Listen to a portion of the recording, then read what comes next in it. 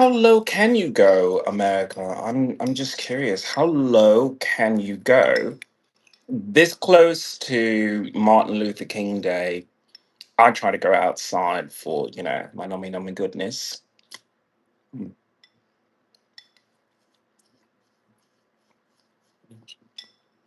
There's a bag outside my door. I didn't order anything. Doesn't look like an Amazon package or anything I ordered.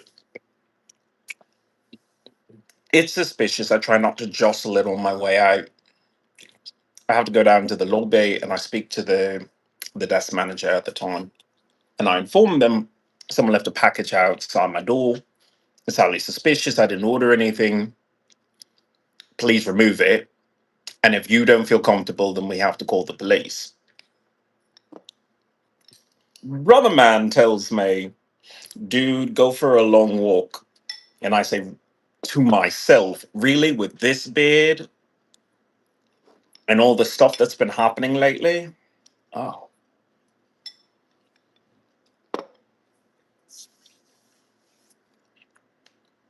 but that's where we are. That's where we are today. America is a terrible fucking country. I'm a socialist. I feel inclined to fucking share the truth. It's a terrible country. Like, who does that? It's so tacky. It is incredibly tacky. Scary. Oh my god, yes. But incredibly tacky. Just as tacky as this, holding this while I talk about this. Because, nobody needs to see my saggy man titties. Saggy man titties. I'm fat as fuck.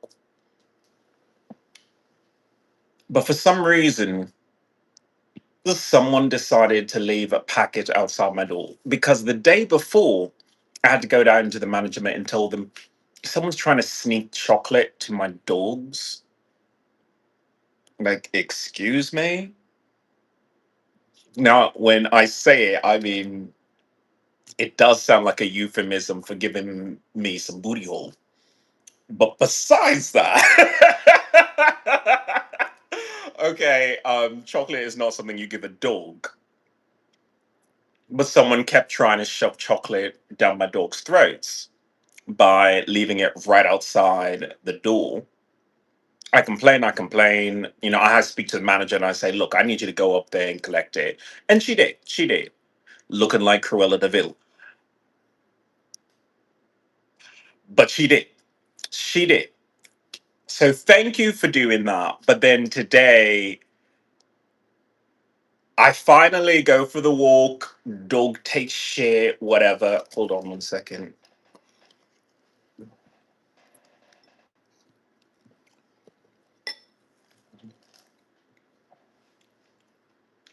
I come back. Brother man informs me, oh, I took it. Oh, by the way, I opened it up. It was like dog treats and food. And I said, excuse me?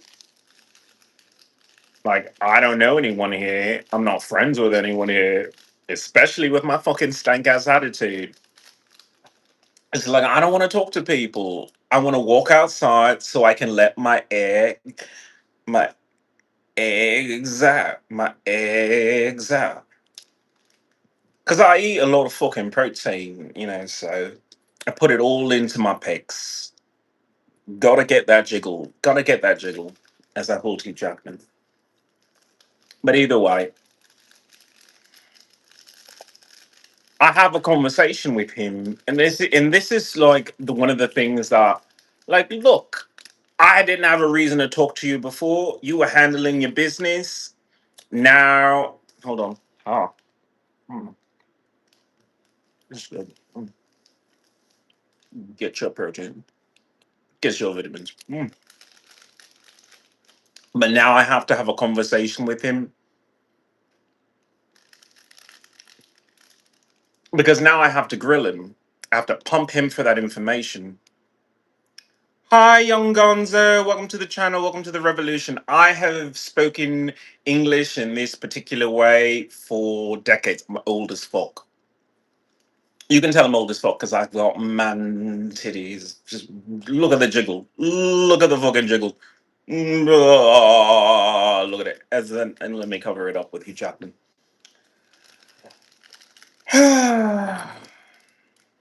Oh, hi, Hardy. Hi. Welcome to the channel. Welcome to the channel. How you been?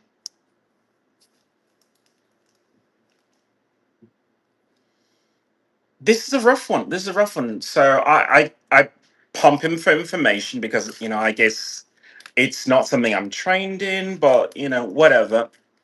And he offers, because obviously I prodded, that the staff do not own dogs, so therefore they wouldn't get treats and they wouldn't give you an unopened bag of treats in order to apologize. And that's in highly poor taste. When you have service animals, they may or may not be trained specifically. Ah, hold on. Ah, to be handed off to another person. But they're not supposed to be handed off to another person for treats.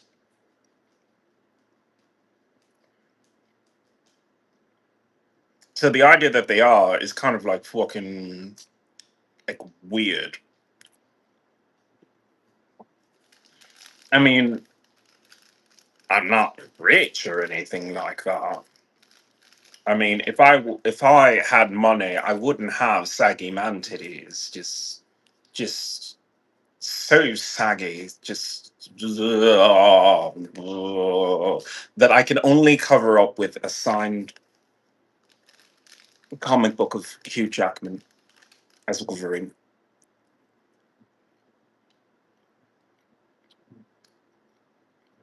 I mean, I can barely provide for myself, but I will always feed my dogs. Ah, so this person has either been watching me or I don't know. But that's something that I have to go and talk to the main manager about.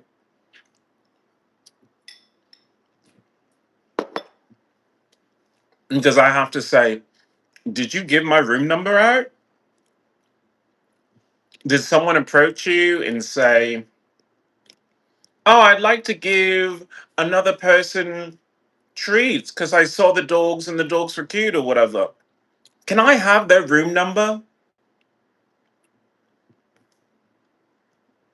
No? Because how did someone get my room number? Because I only go out when no one else is out. I made a big deal about that because I am of color, I am colored, and a genius, and I'm trying to uplift my people as I smack them down from occasion when they fuck me over. When they fuck me over, I smack them down, but I'm all about uplifting my people.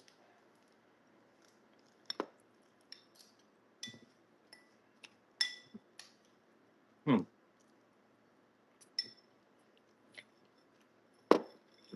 So this is a hard one. Technically, the right thing to do would be to call the police from the get go. If it doesn't feel right, be a hassle, be annoying to the police, because then there's a paper trail. So I guess technically I have to call the police again, which is such a hassle because I just had to speak to them. You see, I'm not a celebrity. I'm not. I'm really not. But I have to deal with celebrity things. Like Taylor Swift has to deal with this. I'm not as talented or as beautiful as Taylor Swift. So why are people bothering me? That's something I don't understand. Echo.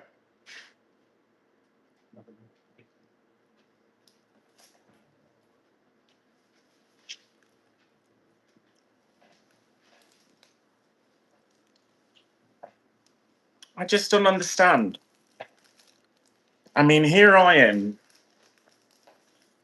with Hugh Jackman signed, with my two beautiful service animals, and someone wants to leave a suspicious package outside my door when I already have Hugh Jackman signed on my comic book.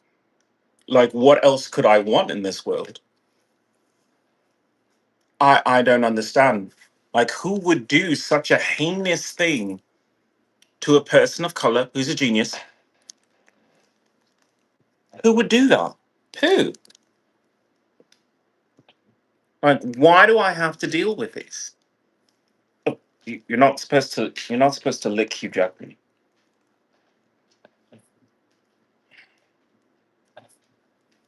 Aussies licking Aussies. What is going on here that Aussies are licking Aussies? Hold on, hold on. Oh, by the way, this is Echo. Echo, don't lick Hugh Jackman. Things I have to fucking deal with. He means well. He really does. But even so, it was just a horrible day, horrible night. Like, I didn't sleep a wink, and I was having nightmares the whole night because I had to talk to women once again, and I have horrible PTSD, so my mind just goes to a dark place when I have to talk to women. Like, unless it's like a business thing where money has been in exchange, like, I just don't want to do it. But here I am, and this stuff happens. Like, where do you go from here?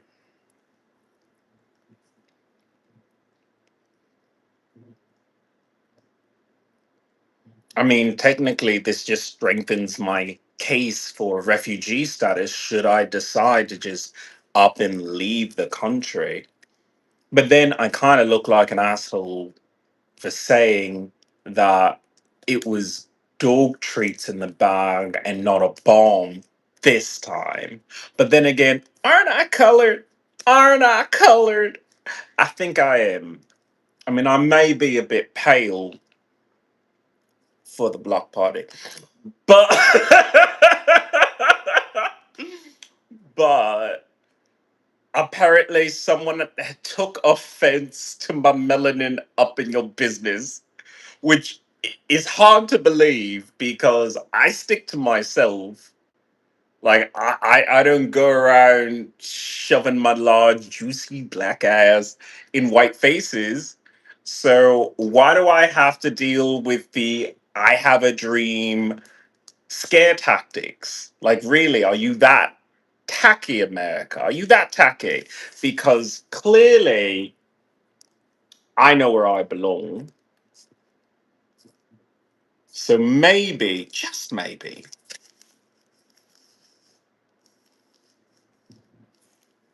Aussie licking Aussie. Come on, this that guy.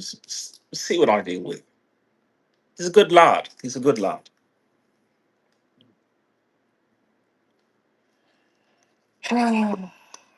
Oh, California, what will you do without me? What will you do without torturing a veteran? Huh?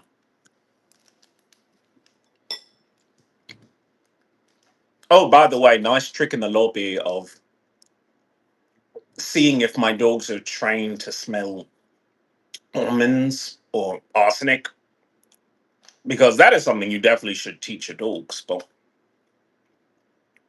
so good of you to test that on camera by dropping almonds there. Oh, and by the way, that's on videotape too. So whoever did that, you're on camera. You're on candid camera.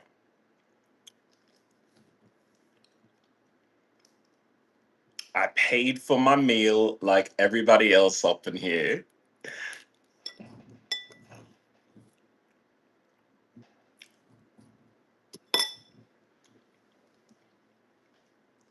Wow. You see, black people, for the longest time, have always said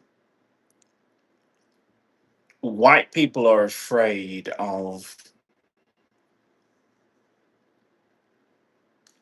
ghetto, ghetto black people. They're afraid of thugs. They're afraid of that. It's like, no, they're not.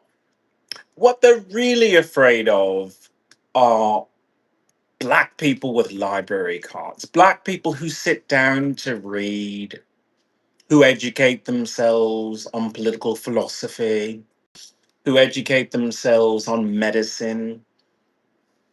Because when they do, they stop being a consumer. They start thinking, huh, why do black people get diabetes? Why do black people have hypertension? Is it because of those white people? Or is it because you forget that your body isn't designed for half the shit that they shove on you because you're so distracted with money, bills, and bitches? I'm gonna put Hugh Jackman over there. He's been licked a few times by another Aussie.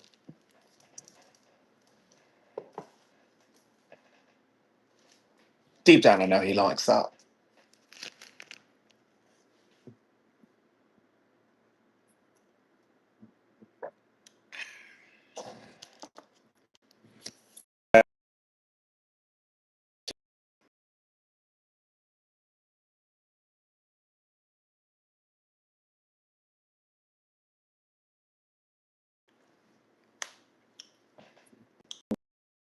Yeah,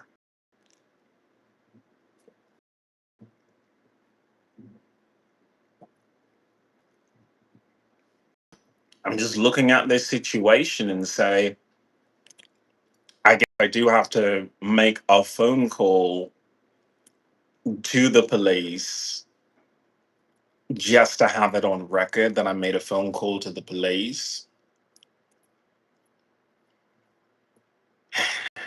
That seems like a hassle. It really does. But it's due process of the law. I mean, I guess there's not much they can really do, but they can take it as a complaint, just like I can take my complaint to the UN. Oh, that's right. I'm still a free citizen, so I can go there if I want to. And maybe that's what I have to do, go to the UN directly.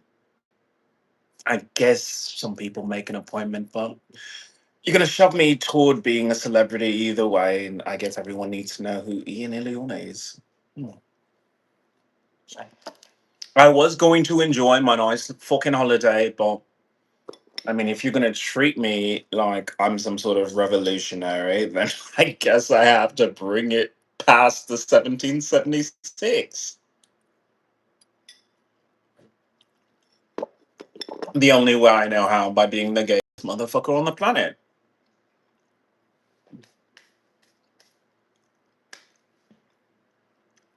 There's room. There's room. There's room for America continuing to fuck up and something new being created. I keep saying I don't disagree with some of the things that California does, but sometimes the way they go about it is just offensive. Should I be aware that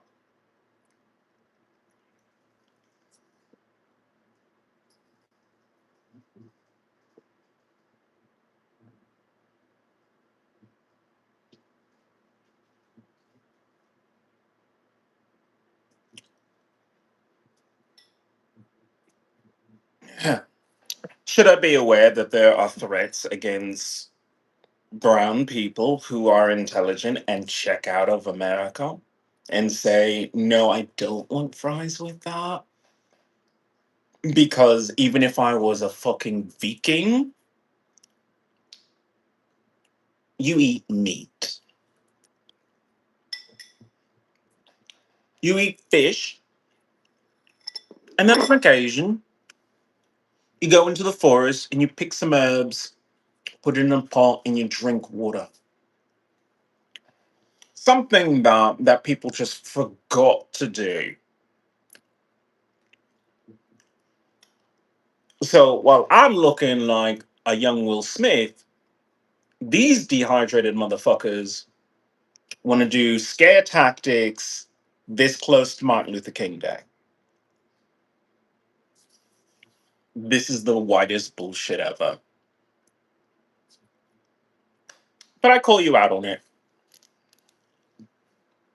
Oh well.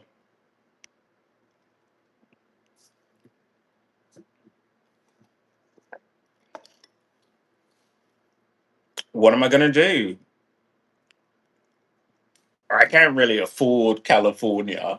I can't afford California.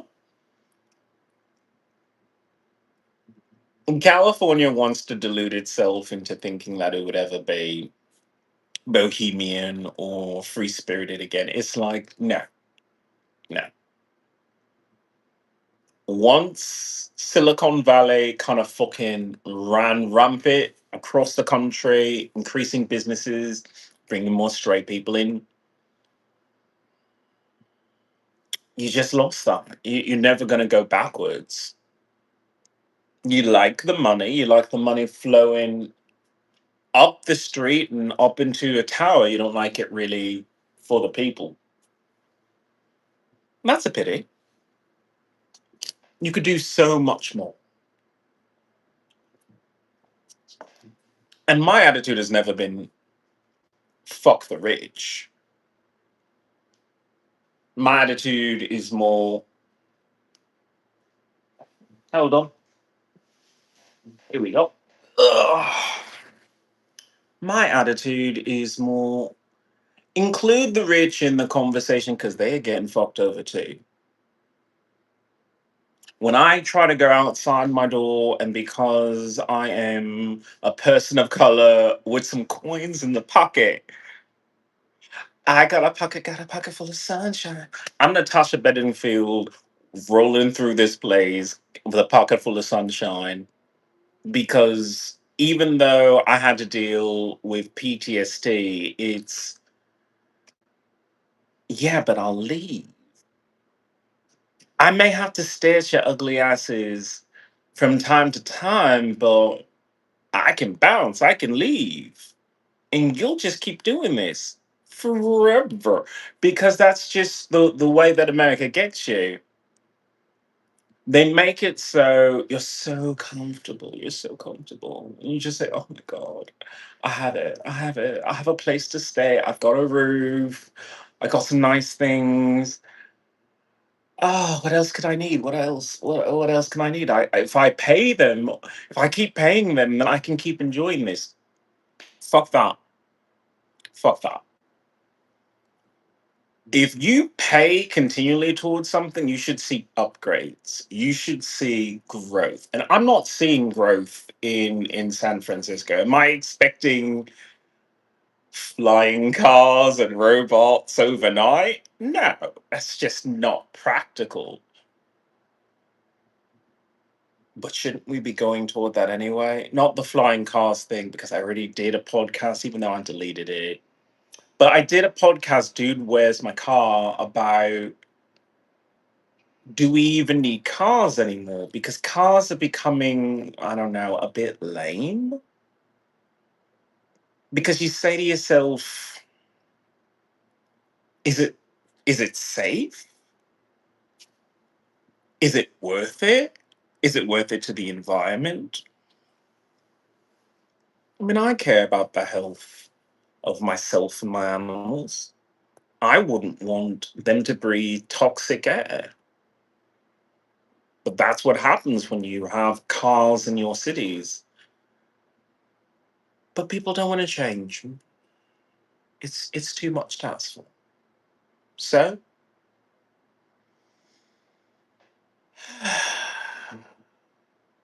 I have to change.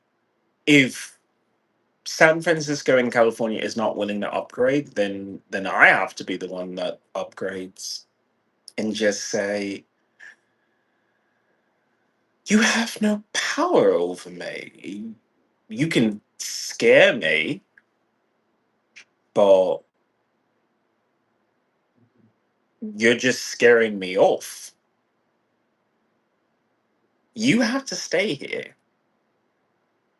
You can make a lot of money by staying here and exploiting people, California. You can do that. But what you're missing out on getting to know people in a better way, getting to know what your potential is. Like, how nice would it be if people just had a little extra money? Like, they didn't have a electric bill. Oh, there it is. There's the thing that pisses people off because I hold up the proverbial middle finger to electric companies by saying solar is the way to go. There's so much energy in California. There's so much energy in California. If California decided to just be the solar state, the solar energy state, they could afford electricity for the entire city and other cities. There's going to come to a point where, as a city, something like San Francisco might want to say, we need some extra we need some extra revenue. We've got to repair like major things. You got to repair your bridges. I felt the earthquake here from San Jose in that bedroom when I was sucking that guy off. But no, there was another one. There was another one. Not the same guy. Oh my god. What is up with California and some of your men? Like, damn, I get lots of big cock here. I really do. And then I bitch and moan because I have to, go through the rest of my days talking to women. But when there's big cock here that I could be sucking on, just like that's just unfortunate for me. But either way, there was an earthquake in San Jose, and I don't know, is it in the budget to fix things after a major earthquake here?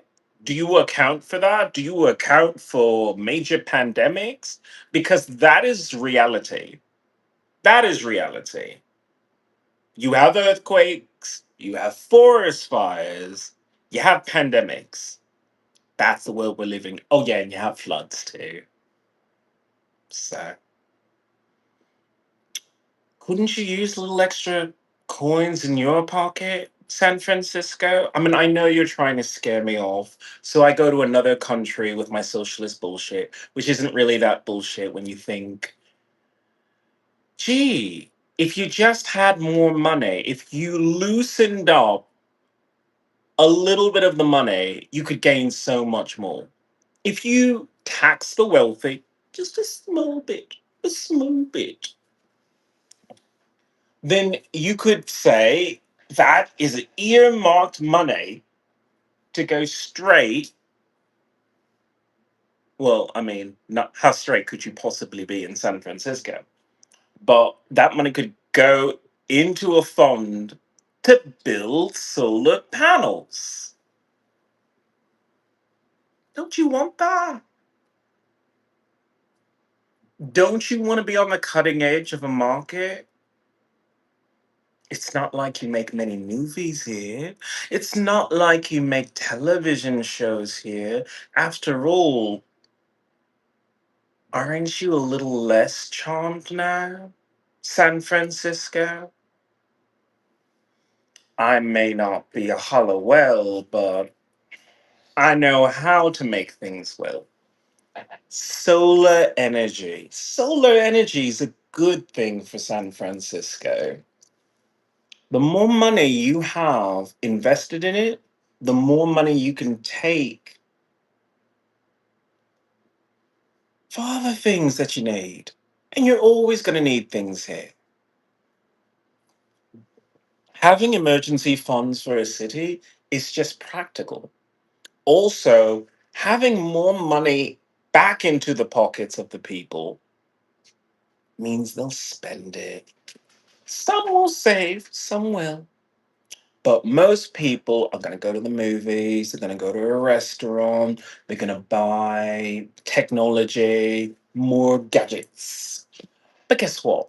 You want them to because that keeps other things in business. And I'm looking at a lot of the stores, a lot of the businesses, they're empty. Did you notice that? They're empty. Hmm. It's almost as if no one can afford to shop anymore. Well, that's odd. That's odd. Isn't San Francisco the richest motherfucking city in the United States? But if it's so rich, why are the stores empty? Hmm. Could it be that after paying the rent to live in the most expensive city in the United States, people don't have any money left?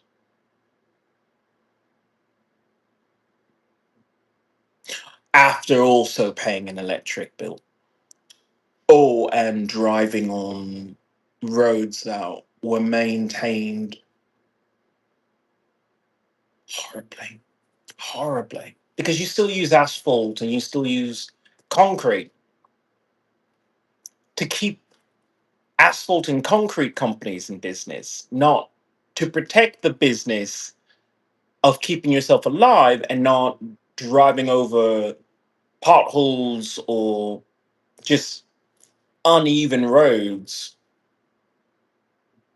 that could cause an accident. I would say that the city has a fiduciary responsibility to repair the roads properly. I would say that that's something that any lawyer could build a case upon, that it is against the interest of the consumers of the product or service to provide a faulty product, i.e., a road. But I'm not a lawyer. I leave that to people like Matt Murdock. But my name is Ian Iliona. I am an environmentalist, a human rights activist, a mutant superhero with some saggy man titties, but I am trying. I am trying. I am trying. I am trying. I'm a werewolf, so take that as it is. Anyway, I hope to see you on the next podcast. And San Francisco, no more weird packages outside my door. That's some creepy shit. Cool, cool.